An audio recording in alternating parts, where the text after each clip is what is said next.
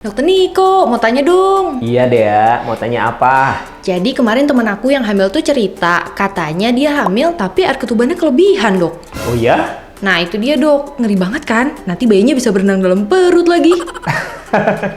Yuk kita bahas yuk.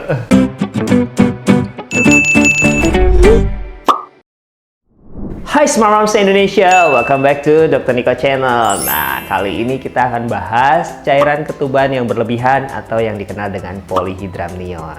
Volume air ketuban sebenarnya bisa mencapai 600 ml saat cukup bulan. Tetapi kita tidak bisa mengukur volume air ketuban berdasarkan mililiternya. Kita akan melakukan pengukuran volume air ketuban dengan USG melalui Amniotic Fluid Index ataupun dengan pengukuran single deepest pocket. Kasus polyhydramnion ini bisa terjadi pada beberapa kondisi. Misalnya, pada kelainan bawaan janin di mana terjadi penyumbatan saluran cerna.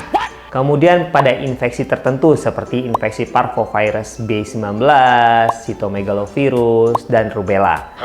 Nah, yang terakhir, polyhydramnion juga bisa terjadi pada kehamilan kembar. Jika terjadi polyhydramnion, Smart Moms harus berhati-hati dan harus segera memeriksakan diri dengan teratur ke dokter kandungan. Karena polyhydramnion bisa beresiko menyebabkan ketuban pecah dini dan persalinan prematur. Selain itu, polyhydramnion juga bisa menyebabkan lepasnya plasenta loh, kemudian kematian janin, tali pusat menubung saat persalinan, dan juga perdarahan pasca salin.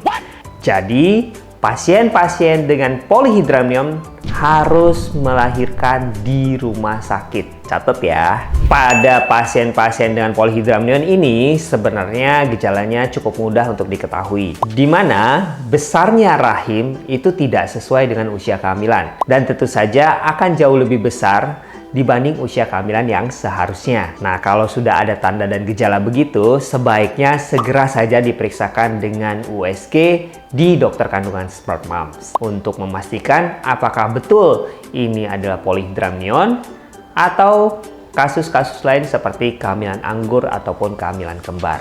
Nah, kalau Smart Moms penasaran tentang kehamilan anggur juga, aku sudah bikin nih YouTube-nya untuk Smart Moms bisa tonton. Di sini nih linknya.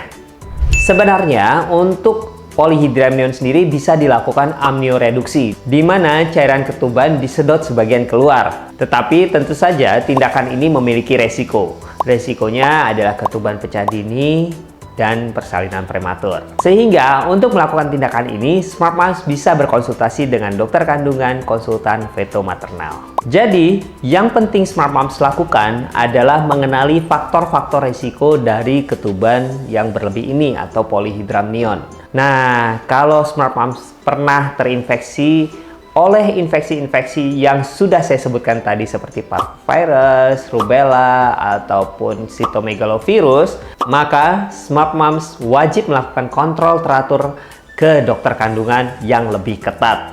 Karena kelebihan volume air ketuban ini tidak bisa diobati, hanya bisa dilakukan amnioreduksi tadi. Sementara kalau memang didapatkan kelainan bawaan pada janin, maka Smart Moms juga harus bersiap setelah bayi dilahirkan untuk dipertimbangkan melakukan operasi segera pada janin bila keadaannya masih memungkinkan. Jadi gitu deh ya, dan Smart Moms. Paham kan? Kalau Smart Moms masih punya pertanyaan lain, boleh nih tulis di kolom komentar di bawah atau kunjungi Instagram saya di nicholas_spog. Dan ingat-ingat untuk like, subscribe, dan share video ini supaya saya tetap bisa menjawab pertanyaan Smart Moms se-Indonesia.